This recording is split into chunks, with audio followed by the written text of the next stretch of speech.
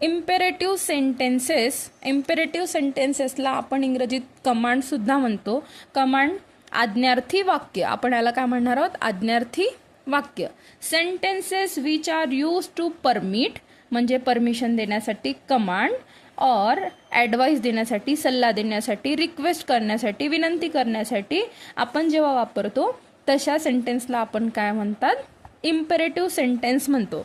जर आपण हे सेंटेन्स वाचले, sit there, open the gate, please help the poor, never tell a lie, stand up, stop writing, sit down, अशी जेव्हा आपण सेंटेन्स वाचतो तर सेंटेन्स वाचताना आपल्याला लक्षात येत आहे की याची एंडिंग कशाने होते, एंडिंग होते फुल स्टॉपनी. कशाने होते, फुल स्टॉपनी.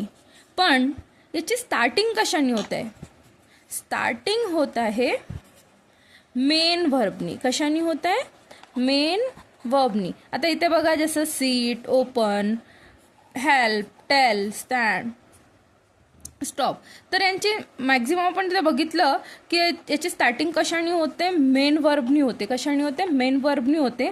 आणि याच्यामध्ये कधी कधी तुम्हाला जो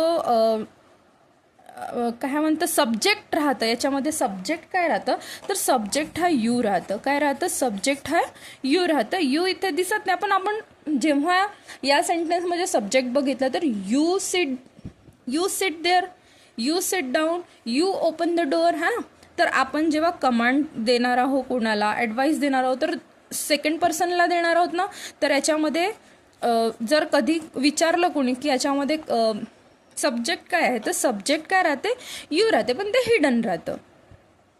ठीक आहे, तर लक्षात ठेवायचं की स्टार्टिंग कशाने होते, मेन वर्बनी होते, आणि एंडिंग कशाने होते, तर फुल स्टॉपनी होते.